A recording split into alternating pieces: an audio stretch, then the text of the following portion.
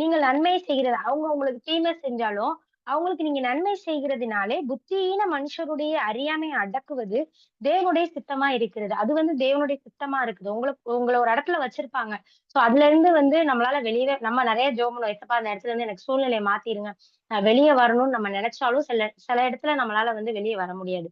ஏன் அப்டின்னா, அந்த இடத்துல ஏசப்பா உங்கள கொண்டு ஒரு சித்தம் வச்சிருக்காங்க. உங்கள வச்சு அவங்கள மாத்துறதுக்கான சான்ஸ் இருக்கும். உங்களுக்கு மேல்பட்ட அதிகாரியா இருக்கலாம். யாரா இருந்தாலும் சரி, உங்கள வச்சு அவங்கள மாத்த ஏசப்பா ஆயத்தமா இருக்கிறாங்க. சோ அதுக்கு நம்ம ஒப்பு குடுக்கணும். நெறைய நேரம் இந்த பவுல் சொல்ற மாரி, "இந்த முள்ள என்ன எடுத்து போடுங்க" அப்படின்னு நம்மளும் இந்த பிரச்சனைய எடுத்து போடுங்க ஏசப்பான்னு சொல்லக்கூடாது. எந்த பிரச்சனையா இருந்தாலும் சரி, எந்த அதிகாரத்துக்கு உட்பட்டவர்களுக்கு உங்களுக்கு மேல இருந்து உங்களுக்கு பிரஷரா இருந்தாலும் சரி, நீங்க நியாயமே இருக்காது. "ஏசப்பா அது நியாயமே இல்லையே! எனக்கு ஏன் அநியாயமா பண்றாங்களே!" அப்படின்னு இருந்தாலும், நீங்க அவங்களுக்கு ஏதோ ஒரு தருணம் வர்றப்ப, அவங்களுக்கு நன்மை செய்யறப்ப, ஏசப்பா அதுதான். அதனாலே புத்தியீன மனுஷருடைய அறியாமையை அடக்குவது தேவனுடைய சித்தமா இருக்குது.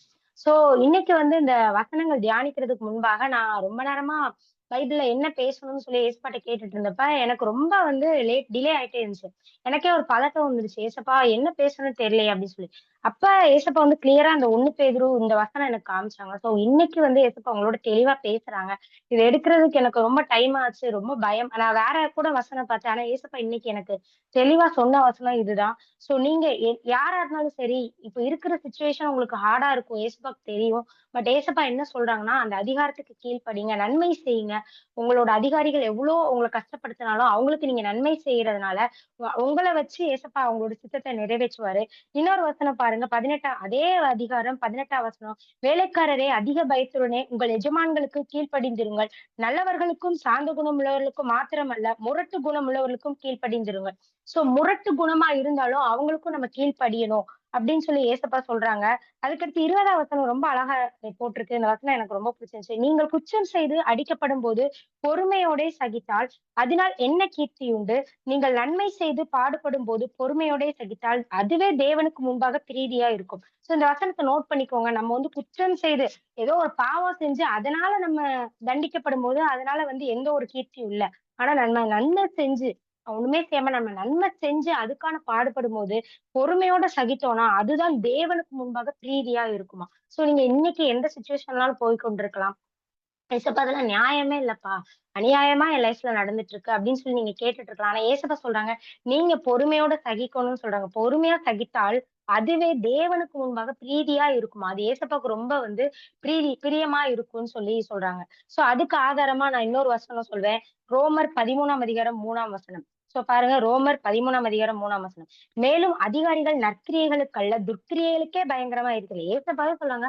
அவங்க நற்கிரியைகளுக்கு அல்ல, துர்க்கிரியைகளுக்கே பயங்கரமா இருக்கிறார்கள். ஆகையால் நீ அதிகாரத்திற்கு பயப்படாது இருக்க வேண்டுமானால், நன்மை செய் அதனால் உனக்கு புகழ்ச்சி உண்டாகும். சோ இங்கேயே என்ன சொல்றாங்க? நன்மை செய். அதிகாரத்துக்கு மேல உள்ளவங்க நம்மள டார்ச்சர் பண்ணாலும் சரி, இல்ல நமக்கு மேல யாரோ ஒரு பவர் அவங்க கையில இருக்குன்னு சொல்லி, அத மிஸ்பிஹேவ் பண்ணி நம்மள மோசமா ட்ரீட் பண்ணாலும் சரி, நம்ம பொறுமையா இருக்கணும்னு ஏசப்பா சொல்றாங்க. இன்னொன்னு நன்மை செய்யணும்னு சொல்லி சொல்றாங்க. அவங்க நம்மளுக்கு தீமையே செய்தாலும் சரி, பதிலுக்கு நம்ம நன்மை செய்யறப்ப, அதுவே அதனால் உனக்கு புகழ்ச்சி உண்டாகும். சொல்லி இந்த வசனத்துல இருக்கு. சோ அதுக்கு ஆதாரமா இன்னைக்கு நான் எக்ஸாம்பிள் சொல்லப் போறேன். 3 எக்ஸாம்பிள் நான் சொல்லப் போறேன். இந்த பைபிள்ல அதுக்கு அப்படி அந்த மாரி வாழ்ந்து காமிச்ச 3 பேரு. ஃபர்ஸ்ட் யோசேப்பு. யோசேப்பு பத்தி சொல்லலாம். யோசேப்போட கதை எல்லாருக்குமே தெரியும். அவருக்கு நடந்ததெல்லாம் அநியாயங்க. சோ என்னதான் இருந்தாலும் நீங்க யோசிச்சு பாருங்க. அந்த சிச்சுவேஷன கற்பனை கூட பண்ணி பார்க்க முடியல. கூட பிறந்த சகோதரர்கள் கொண்டு போய் குழிக்குள்ள போடுறாங்க. குழிக்குள்ள போட்டதும் ஆதியாகமம் 39 வசனம் பாருங்க. 39 2, 3, 4. சோ அந்த இடத்துல கொண்டு போய் வித்து போட்டுறாங்க. இஸ்மவேல் இடத்துல விலைக்கு வாங்கி கொண்டு போயிட்டாங்க. கர்த்தர் யோசேப்போட இருந்தார். அவர் எங்க போனாலும் ஏசப்பா அவர் கூட இருக்கிறாரு. அவருக்கு நடக்கிறதெல்லாம் அநியாயம் தான். கர்த்தர் அவனோட இருக்கிறார் என்றும், அவன் செய்கிற யாவையும் கர்த்தர் வாய்க்க பண்ணுகிறார் என்றும் அவன் எஜமான் கண்டு. சோ இந்த இடத்துல நான் என்ன சொல்ல வரேன் அப்படின்னா, யோசேப்ப குழிக்குள்ள போட்டாங்க. சோ ஏதோ ஒரு மோசமான சிச்சுவேஷன். அந்த இடத்துல யோசேப்பு இருந்துகிட்டு, இல்ல அந்த இடத்துல நான் ஏன் வேலை செய்யணும்னு அப்படின்னு அவர் நினைக்கல. அந்த அதிகாரத்துக்கு மேல கீழ்ப்பட்டவரா அவர் அமைதியா தான் இருந்தாரு. பொறுமையா தான் இருந்தாரு. அங்க போயிட்டு அந்த வேலைய அவர் பெர்ஃபெக்ட்டா செஞ்சுட்டே இருந்தாரு. பார்த்தீங்கன்னா, யோசேப்பினிடத்தில் தயவு வைத்து அவனை தனக்கு ஊழியக்காரனும், தன் வீட்டு விசாரணைக்காரனுமாக்கி தனக்கு உண்டான யாவற்றையும் அவன் கையில் ஒப்புவித்தான். சோ இங்க பாருங்க, அந்த அந்த இடத்துல போத்திபார் அவர் கையில எல்லாத்தையுமே ஒப்படைக்கிறாரு. அந்த அளவு யோசேப்பு அ ச்சே என் தம்பி இப்படி என்ன குழிக்குள்ள போட்டாங்க, என் சகோதரர் என்ன குழிக்குள்ள போட்டாங்கன்னு புலம்பிக்கிட்டே இல்ல. சரி அந்த இடத்துல நம்ம வந்துட்டோம். சரி ஏசப்பா சித்தம் இருக்கும் அப்படின்னு சொல்லி அந்த இடத்த அவர் அக்செப்ட் பண்ணிக்கிட்டாரு. அக்செப்ட் பண்ணதுனால அவரை வைத்த காரியங்கள் நிறைவேறுது. இந்த போத்திபார் வீட்ல அவருக்கு நிம்மதியா இருக்க முடிஞ்சுதா? இல்ல. அவருக்கு ஒரு பெரிய சோதனை வந்துச்சு. அவர் ஒய்ஃப் மூலமா வந்தது. அந்த இடத்துல அநியாயம் அவர் ஒண்ணுமே தப்பு பண்ணல. அந்த இடத்துல இருந்து விலகி வந்தாரு. ஆனா அங்க பாருங்க அவர கொண்டு போய் சிறையில போட்டாங்க. சிறைச்சாலைல பாருங்க அந்த ஆதியாகமம் 39, 20ஆம் வசனம். யோசேப்பின் எஜமான் அவனை பிடித்து ராஜாவின் கட்டளையால் காவலில் வைக்கப்பட்டவர்கள் இருக்கும் சிறைச்சாலையிலே அவனை ஒப்புவித்தான். அந்த சிறைச்சாலையிலே அவன் இருந்தான். சோ அவனுக்கு நடக்கிறது எல்லாமே அநியாயம் தான். இப்ப நம்மள அந்த ஏசப்பா எதுக்குப்பா இப்படி நடக்குதுன்னா, அந்த லேடி கிட்ட நான் ஒண்ணுமே தப்பா கூட பிஹேவ் பண்ணல. ஆனா அவங்க என்ன பொய்யா வந்து சொல்லி இப்படி என்ன சிறைச்சாலையில போட்டுட்டாங்கன்னு சொல்லி, அவரு அந்த சிச்சுவேஷன புலம்பல. அந்த இடத்துலயும் பார்த்தீங்கன்னா, அவரு பொறுமையா இருந்து அத அக்செப்ட் பண்ணிக்கிட்டாரு. அந்த அந்த இடத்துல உண்மையா அந்த இடத்துல வந்து வேலை செஞ்சாரு. பொறுமையா இருந்தாரு ஃபர்ஸ்ட்டு. அதுக்கடுத்து நன்மை செஞ்சாரு அந்த இடத்துல போய். நான் எதுக்கு நன்மை செய்யணும்? நம்ம வந்து தீமைய அனுபவிக்கும்போது, அந்த இடத்துல நமக்கு நன்மை செய்கிறதுங்கிறது கொஞ்சம் குறைஞ்சிரும். நம்ம நம்ம நெறைய பேர் நம்ம வாழ்க்கையில அத ஃபேஸ் பண்ணியிருப்போம். நம்மளோட கேரக்டர் கொஞ்சம் சேஞ்ச் பண்ணணும். சேஞ்ச் ஆகும். சோ அந்த மாரி தான் இங்கேயும் பாருங்க. யோசேப்பு ஆனா அப்படிலாம் இல்ல. சரி நீங்க எனக்கு தீமை செஞ்சுட்டீங்க. ஆனாலும் நான் அந்த இடத்துல சிறைச்சாலையில அவர் உண்மையா இருந்தார். அங்கேயும் பாருங்க. அதனால தான் அங்க பாருங்க, கர்த்தரோ யோசேப்போட இருந்து அவன் மேல் கிருபை வைத்து, சிறைச்சாலை தலைவனோட தயவு அவனுக்கு கிடைக்கும்படி செய்தார். சோ இதெல்லாம் காடோட பிளான் தான். சோ அவரு சிறையில போகணும்னு ஒரு பிளானு. சிறைச்சாலை தலைவனே வந்து யோசேப்புக்கு வந்து தயவு வைத்து, அங்கேயுமே வந்து அவன் செய்ததெல்லாம் வாய்த்ததுன்னு சொல்லி பார்க்கிறோம். இங்கேயும் 2வது வாட்டியும் அவரு வந்து ஒரு மோசமான சிச்சுவேஷன் அநியாயமா நடக்குது. ஆனாலும் அவர் தன்னோட வேலையில நன்மை செய்தார். இருக்கிற இடங்கள்ல நன்மை செஞ்சாரு. அந்த அதிகாரிகளுக்கு கீழ்ப்பட்டு நன்மை செய்தாரு. சோ இந்த இடத்துல அவர் வந்து அந்த இடத்துல ஏசப்பா வந்து ஆசீர்வதிச்சாங்க யோசேப்ப. அடுத்து பாருங்க 40ஆம் அதிகாரத்துல பாத்தீங்கன்னா, அங்க பானபாத்திரக்காரன் தலைவன். சோ அவரு சொப்பனத்த சொல்றாரு. அந்த இடத்துல இவர் தான் கொஞ்சம் லீடர் மாரி இருக்காரு. இவர்ட்ட வந்து சொப்பனத்த சொன்னது இவரு அதுக்கும் அந்த இடத்துல எப்பா நான் எதுக்கு சொல்லணும்? நானே ஒரு கஷ்டத்துல இருக்கேன். நான் எதுக்கு இவனுக்கு நன்மை செய்யணும்னு அவர் போகல. அந்த இடத்துலயும் அவர் பொறுமையா இருந்து, அந்த சொப்பனத்துக்கு விளக்கத்த சொல்லி, அவர் ஒரு வார்த்தை சொல்றாரு. இந்த 40ஆம் அதிகாரத்துல, "எப்பா நீங்க வந்து நான் எபிரேயருடைய தேசத்திலிருந்து பாருங்க 15ஆம் வசனம். 40, 15. நான் எபிரேயருடைய தேசத்திலிருந்து களவாய் கொண்டு வரப்பட்டேன். என்னை இந்த காவல் கிடங்கில் வைக்கும்படிக்கும் நான் நான் இவ்விடத்தில் ஒன்றும் செய்யவில்லை என்று சொன்னார். இங்க வைக்கிறதுக்கு எனக்கு ஒண்ணுமே செய்யலப்பா. நீங்க வந்து வெளிய போறப்ப என்ன நினைச்சுக்கோப்பா அப்படின்னு சொல்லி சொல்றாரு. அங்கேயுமே அவருக்கு அநியாயம் தான் நடக்குது. அவர் மறந்துட்டாரு. 2 வருஷத்துக்கு அப்புறம் தான் அந்த பார்வோனுக்கு ஒரு சொப்பனமே வருது. சோ அந்த 2 வருஷம் அவர் அதே ஜெயில்ல தான் இருக்கிறாரு. எந்த ஒரு மாற்றமும் இல்ல. அந்த இடத்துலயும் நம்ம நன்மை செய்தோம். அந்த பானபாத்திர தலைவனுக்கு ஒரு நன்மை செஞ்சேனப்பா. இவன் எனக்கு வந்து இப்படி பண்ணிட்டானே! எனக்கு வந்து ஒரு துரோகம் தானே! நீங்களே பாருங்க. மறந்துட்டான். நன்றிய மறந்துட்டான். சோ அவருக்கு அது வருத்தமா இருக்கு. அப்படின்னு அவர் வருத்தமாவே அதுல உட்காரல. கண்டிப்பா வருத்தமா இருந்திருக்கும். சரி எல்லாம் நன்மைக்கேன்னு அவரு விட்டாரு. ஆனா 2 வருஷத்துக்கு அப்புறம் பார்வோன் வந்து அவரோட கனவுக்கு அர்த்தம் சொல்லி யோசேப்பு உயர்த்தப்பட்டார். சோ இந்த இடத்துல பாருங்க யோசேப்போட வாழ்க்கைய நம்ம பெரிய எக்ஸாம்பிளா எடுத்துக்கலாம். நம்மளோட வாழ்க்கையிலயும் சரி, நெறைய போராட்டங்கள் வரலாம். நம்ம நெறைய நேரங்கள்ல சோர்ந்து போயிருவோம் நன்மை செய்யறதுல. ஏன்னா, அ நான் வந்து ஏசப்பா நான் இவ்வளவு நன்மை செஞ்சேன். என்ன வந்து இவ்ளோ கஷ்டத்துல இருக்கேன். இந்த யோசேப்பு மாரி அவரு வந்து என்ன பண்ணாரு, ஆனா எல்லாத்துலயும் அவரு மீண்டு மீண்டு வந்தாரு. சோ நம்மளும் அவர்ட்ட இருந்து கத்துக்கிட வேண்டிய லெசன். சோ எந்த இடத்துல இருந்தாலும் அந்த இடத்துல அவர் உண்மையா இருந்தாரு. அதனால தான் ஏசப்பாவோட கரம் அவரோடயே இருந்தது. அவர் செய்த காரியங்கள் எல்லாம் வாய்த்தது. சோ நம்மளும் வந்து நெறைய நம்மளுக்கு வந்து டவுன்ஃபால் வருங்க. சோ நான் என்னோட லைஃப்லயே சொல்லுவேன். நானும் நெறைய வந்து டவுன்ஃபால் ஃபேஸ் பண்ணேன். எனக்குமே வந்து அடுத்த நிமிஷம் நம்மளால உடனேலாம் போய் நன்மை செஞ்சிட முடியாது. ஒரு இடத்துல அடி வாங்குனதுக்கு அப்புறம் திருப்பி நான் போய் அவங்களுக்கு செய்வேன் அப்படின்றப்ப கொஞ்சம் கஷ்டமா தான் இருக்கும். ஆனா ஏசப்பாட்ட ஹெல்ப் கேட்கிறப்ப, கண்டிப்பா ஏசப்பா நம்ம கூட இருக்கிறப்ப, நம்மளால வந்து அவங்களுக்கு தீமை செய்ய முடியாது. அது நான் லிட்டரலா ஃபீல் பண்ணியிருக்கேன். ஆ சோ நான் தீமை செய்யணும்னு நெனச்சா கூட என்னால முடியாது. ஏசப்பா என்ன விட மாட்டாங்க. அந்த அளவு அவர் வந்து நம்மள நடத்துவாரு. சோ நம்ம வந்து நெறைய விஷயங்கள மாற வேண்டியதா இருக்குது. நம்ம வந்து அப்ப அதுதான் ஏசப்பாக்கு பிரியமா இருக்குது. சோ இந்த பாதையில நம்மள ஏசப்பா கொண்டு போறாங்கன்னா, அந்த பாதையில கொண்டு போறதுக்கு ஒரு நோக்கம் இருக்கு. யோசேப்ப வந்து அப்படியே குழிக்குள்ளேயே போடல. ஒவ்வொரு ஸ்டேஜா ஏசப்பா கூட்டிட்டு போறாங்க. நம்மளோட லைஃப்லயும் ஒவ்வொரு ஸ்டேஜா ஏசப்பா நம்மள வந்து கூட்டிட்டு போயிட்டு இருக்காங்க. சோ நான் அவர நம்பி நம்ம நன்மை செய்யணும், கீழ்ப்படியணும்னு ஏசப்பா எதிர்பார்க்கிறாங்க. நம்மளுக்கு மேல அதிகாரிகள் மோசமா தான் இருப்பாங்க. பாத்தீங்கன்னா ரோமர் 13ல சொல்லியிருக்காங்க. துர்க்கிரியைகளுக்கே அவர்கள் பயங்கரமா இருக்கிறார்கள். ஏசப்பாவே அதுல ஒத்துக்கிறாங்க. உண்மைதான்ப்பா. அவங்க வந்து துர்க்கிரியைகளுக்கு பயங்கரமா இருக்கிறாங்க. ஆனா நீ நன்மை செய். அதனால் உனக்கு புகழ்ச்சி உண்டாகும். சோ இங்க பாருங்க யோசேப்பு நன்மை செய்தாரு. அதனால அவருக்கு புகழ்ச்சி உண்டாச்சு. பின்னாடி பாருங்க ஒரு பெரிய போஸ்ட்ல வந்து வைக்கிறாங்க. சோ நம்மளுமே என்னைக்குமே வந்து நன்மை செய்து நம்ம வந்து குறைந்து போறது இல்லங்க. சோ நம்ம இந்த எந்த இடத்துல இருந்தாலும் சரி, நம்ம வந்து ஏசப்பா நோக்கி பார்ப்போம். அடுத்து பாருங்க நாகமானோட பணிப்பெண். சோ 2 ராஜாக்கள் எடுத்துக்கோங்க வசனம். 2 ராஜாக்கள் 5ஆம் அதிகாரம். 2 ராஜாக்கள் 5ஆம் அதிகாரம். 2ஆம் வசனம். இங்க பாருங்க.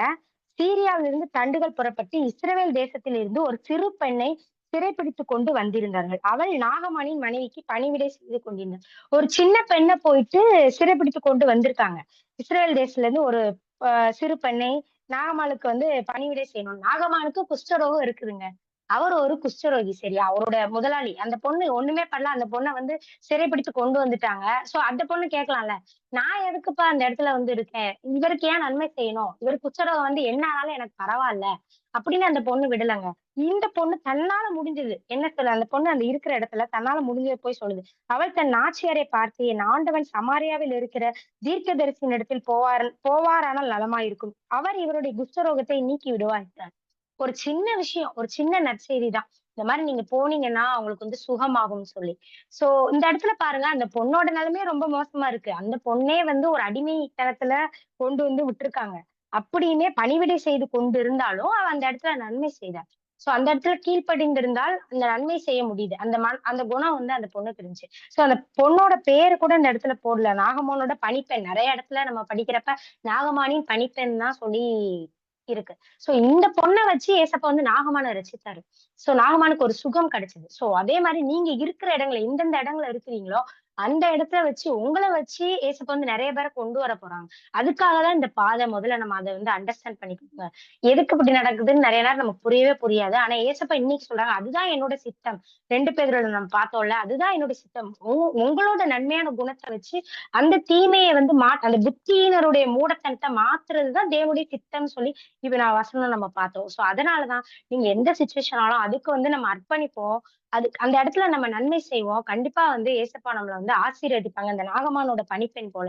எவ்வளவு ஒரு மோசமான நிலைமையில இருந்தாலும், எனக்கு என்ன? நான் எதுக்கு நன்மை செய்யணும்? அப்படி நம்ம இருந்தோம்னா, அந்த பொண்ணு அப்படி இருந்ததுன்னா, பைபிள்ல அந்த பொண்ணோட நேம் வந்து நேம் இல்லனாலும் அந்த பொண்ணோட இந்த செய்கள் வந்து பெருசா இல்லாம போயிருக்கும். சோ நம்மளும் அப்படி இருந்தோம்னா, ஒருவேள நம்ம போகிற சிச்சுவேஷன் நான் எதுக்குப்பா பண்ணணும்? எனக்கே இப்படி நடக்குது. என் வாழ்க்கையே இப்படி போயிட்டு இருக்கு. இவங்களுக்கு நான் ஏன் போய் நன்மை செய்யணும்? அப்படின்னு நம்ம உட்கார்ந்துட்டோம்னா, நம்மளோட திட்டம் வந்து நிறைவேறாம போக சான்ஸ் இருக்கு. சோ அந்த இடத்துல இல்ல, நான் என்னால முடிஞ்ச அளவு நன்மை செய்வேன்ப்பா. என்னால என்ன இந்த சிறு பெண் ஒண்ணுமே சொல்லல. இங்க போங்க சுகம் கிடைக்கும். அதே மாரி நீங்க இருக்கிற இடத்துல, இங்க போங்க, இத பண்ணுங்க. உங்களுக்கு உங்களுக்கு நன்மை கிடைக்கும்னு நீங்க சொன்னீங்கன்னா, அதுவே ஒரு பெரிய ரட்சிப்புக்கு வந்து ஏதுவா இருக்கும். சோ இதுல வந்து பணிப்பெண் பார்த்தோம். அடுத்து பாருங்க தானியேல். தானியேல் தானியேல்ல பாருங்க, தானியேல் 1ஆம் அதிகாரம் 3ஆம் வசனம். சோ தானியேல் 1ஆம் அதிகாரம் 3ஆம் வசனம். பாருங்க இங்கேயுமே தானியேலும் ஒரு ஒரு தேசத்துல இருந்து யூதாவின் ராஜாவாகிய யோயாக்கீம் அரசாண்ட 3ஆம் வருஷத்திலே பாபிலோனின் ராஜாவாகிய நேபுகாத்நேச்சார் எருசலேமுக்கு வந்து அதை முற்றுகை போட்டார்.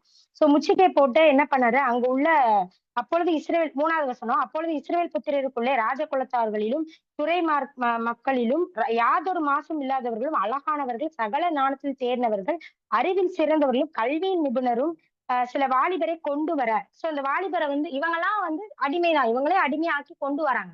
இவங்களுக்கு வந்து அவங்களோட லாங்குவேஜ புகுத்துறாங்க. ஃபார் எக்ஸாம்பிள் இப்ப நம்ம நம்ம இருக்கிறோம்னா நம்மள கொண்டு போயிட்டு ஃபாரின்ல உள்ள ஒரு லாங்குவேஜ நம்ம மேல புகுத்துனா எப்படி இருக்கும்? சோ ஃபார் எக்ஸாம்பிள் ஆஸ்திரேலியால போயிட்டு அங்க ஒரு லாங்குவேஜ நம்மள புகுத்துறாங்க. சோ அந்த மாரி இங்க நடக்குது. அப்படியும் வந்து இங்க பாருங்க தானியேல் இந்த இடத்துல இருக்கிறாரு. 6வது வசனம். தானியேல், அனனியா, மிஷாவேல், அசரியா என்பவர்கள் இருந்தார்கள். இவங்க எல்லாருமே பாருங்க யூதா புத்திரராகிய இவங்க எல்லாரும். சோ இந்த இடத்துல அடிமையாக கொண்டு வரப்பட்டவர்கள். நான் ஏன் அந்த லாங்குவேஜ கத்துக்கணும்னு அவங்க சொல்லல. எதுக்கு அந்த கல்தையரோட எழுத்தையும் பாஷையும் கற்றுக் கொடுக்கன்னு சொல்லி ராஜா சொல்றாரு. நான் ஏன் கத்துக்கணும்? இந்த இடத்துல நான் எதுக்கு கத்துக்கணும்னு அவங்க சொல்லல. இந்த இடத்துல எனக்கு பிடிக்காம கொண்டு வந்துட்டாங்க, அடிமையா கொண்டு வந்துட்டாங்கன்னு சொல்லி இவங்க இல்ல. அவங்க அந்த இடத்துல அவங்க ஒப்பு கொடுத்து, அதுக்கப்புறம் அந்த ஃபுட்ட வந்து ஏற்றுக்கொள்ளல. ஏசப்பாக்கு பிரியமா வாழ்ந்தாங்க. சோ பாத்தீங்கன்னா, இதனால என்ன ரட்சிப்பு நடந்ததுன்னு பார்ப்போம். இந்த தானியேல் அவங்கலாம் வந்து அந்த அக்செப்ட் பண்ணாம அழுதுகிட்டே இருந்தாங்க. ஐயோ! நான் வந்து என்ன இப்படி கொண்டு வந்துட்டாங்களே! அநியாயமா எனக்கு நடக்குதே! அப்படின்னு சொல்லி அவங்க அந்த இடத்த வந்து அக்செப்ட் பண்ணாம இருந்திருந்தாங்கன்னா, இவ்வளவு பெரிய மிராக்கிள் நடந்திருக்காதுங்க. பாருங்க, ஆ தானியேல் 2ஆம் அதிகாரம் 47 வசனம். ராஜாவே தானியேலை நோக்கி, நீ இந்த ஒரு மறைப்பொருள் அவர் வெளிப்படுத்தினபடியால், மெய்யாய் உங்கள் தேவனே தேவர்களுக்கு தேவனும், ராஜாக்களுக்கு ஆண்டவரும், மறைபொருட்களை வெளிப்படுத்துகிறவருமா இருக்கு. எவ்வளவு பெரிய வேர்ட் பாருங்க. அவரு ஒரு அந்நிய தேசம். அவருக்கு வந்து உண்மையான காட் தெரியாது. அவரே அவரோட வாயால அறிக்கையிடுறாரு, "எப்பா உங்க தேவன் பெரிய தேவன்பா" அப்படின்னு சொல்லி. சோ இதுல இருந்து என்ன தெரியுது? தானியேல் வந்து இந்த இடத்துல வந்து அவர் கீழ்ப்படியாம இருந்திருந்தாருன்னா, அந்த இடத்துல வந்து அந்த அதிகாரத்த அந்த லாங்குவேஜ் கத்துக்காம இருந்திருந்தாரு. "இல்ல நான் கத்துக்க முடியாது. நான் எதுக்கு இந்த இடத்துல நன்மை பண்ணணும்? இந்த மக்கள் வந்து என்ன அடிமையா புடிச்சுட்டு வந்திருக்காரு இந்த ராஜா. இவருக்கு ஏன் வந்து நான் மறைபொருட்களை வெளிப்படுத்தணும்? இவங்களுக்காக நான் ஏன் கொஞ்சம்" அப்படிலாம் அவங்க நினைக்கல. அவரால முடிஞ்சது ஜெபம் பண்ணி இயேசுப்பா கிட்ட பெற்றுக்கொண்டு அத குடுக்குறப்ப, கண்டிப்பா பாருங்க ஒரு பெரிய வந்து ரட்சிப்பு. சோ தானியேல வச்சு இங்க ஒரு பெரிய ரட்சிப்பு. அந்த ராஜா அறிக்கையிடுறாரு. சோ இங்கேயுமே வந்து நான் வந்திருக்கிற ஒவ்வொரு பிள்ளைங்களையும் வச்சு ஏசப்பா வந்து ஒரு சித்தம் வச்சிருக்கிறாங்க. தேவ சித்தம் இருக்கு. சோ நம்ம வந்து போற பாதைகள் மோசமா இருக்கலாம். எவ்வளவு மோசமான பாதையா இருந்தாலும் சரி, ஏசப்பா சொல்றாங்க, "கொஞ்சம் வெயிட் பண்ணுமா, பொறுமையா இருமா. உனக்கான உன்ன வச்சு நான் செய்ய வேண்டிய காரியம் இருக்குது. உன்ன வச்சு தான் அந்த மக்கள நான் கொண்டு வர முடியும்." சோ எல்லாருமே சொல்லுவாங்க, "எப்பா உன் கூட இருக்கிற தெய்வம் வந்து பெரிய தெய்வம்ப்பா." அப்படியே அக்செப்ட் பண்ற லெவல் வந்து ஏசப்பா கொண்டு வரப்போறாங்க. ரட்சிப்பு வரப்போகுது. ரட்சிப்பு உங்க கையில ஏசப்பா வச்சிருக்காங்க. சோ இருக்கிற சிச்சுவேஷன்ல நம்ம வந்து அழுகாம, புலம்பாம, பொறுமையா இருந்தா கண்டிப்பா வந்து அவரோட சித்தம் நிறைவேறுங்க. சோ இன்னைக்கு அததான் ஏசப்பா வந்து சொல்றாங்க நம்மகிட்ட. அதே மாரி லாஸ்ட்டா ஒரு சின்ன ஸ்டோரிய சொல்ட்டு முடிச்சிடலான்னு இருக்கேன். சோ நான் போன வாரம் வந்து அந்த ஸ்டோரி ரீட் பண்ணேன். இது உண்மையா நடந்தது. சோ ஒரு இடத்துல வந்து ஒருத்தர் வந்து காலேஜ் கட்டுறதுக்காக ஒரு ராஜாட்ட போய் அமௌண்ட் கேட்க போயிருக்காரு. சோ அந்த ராஜா வந்து என்ன பண்ணாரு, "நீ வந்து அமௌண்ட் என்ட்ட கேட்க வரியா? என்கிட்டலாம் அமௌண்ட் இல்லன்னு" சொல்லி அந்த ராஜாவால காசு இருக்கு. ஆனா குடுக்காம அவருடைய செருப்ப கழட்டி தூக்கி அவர் மேல எறிஞ்சாராம். சோ இந்த இடத்துல பாருங்க எவ்வளவு பெரிய ஒரு அவமானம். அந்த இடத்துல நெறைய பேர் இருக்கிறாங்க. சோ இவரு ரொம்ப வந்து அந்த இடத்துல ஒண்ணுமே சொல்லல. இவரு அமைதியா வெளிய வந்துட்டாரு. சோ கொஞ்ச நேரத்துல பாத்தீங்கன்னா, அந்த ராஜாவோட அரண்மனைக்கு வெளிய ஒரு பெரிய சவுண்டா கேட்டுச்சாம். என்னடா உடனே மந்திரிலாம் ஓடி போய், "ராஜா வெளிய வாங்க. அவன் என்ன பண்றான்னு பாருங்க. அந்த மனுஷன் என்ன பண்றான்னு பாருங்கன்னு" சொன்னதும், ராஜா வந்து வெளிய வந்தாராம். வெளிய வந்து பார்த்தா, அந்த மனுஷன் என்ன பண்ணானா, அந்த செருப்ப வந்து எடுத்து ராஜாவோட செருப்புன்னு சொல்லி ஏல போட்டு விக்க ஆரம்பிச்சுட்டான். இது வந்து அப்படின்னு சொல்லி விக்க ஆரம்பிச்சதும், ராஜாக்கே ஒரு ஷாக் ஆயிட்டு, "என்னடா நம்மளோட செருப்பு விலை போகலன்னா அசிங்கம். அதனால நீ வந்து சொல்ற விலைய குடுத்து வாங்கியிருப்பான்னு" சொல்லி மந்திரிட்ட அனுப்பி, அவர் சொன்ன விலைய குடுத்து வாங்கிட்டாங்களாம் அந்த செருப்ப.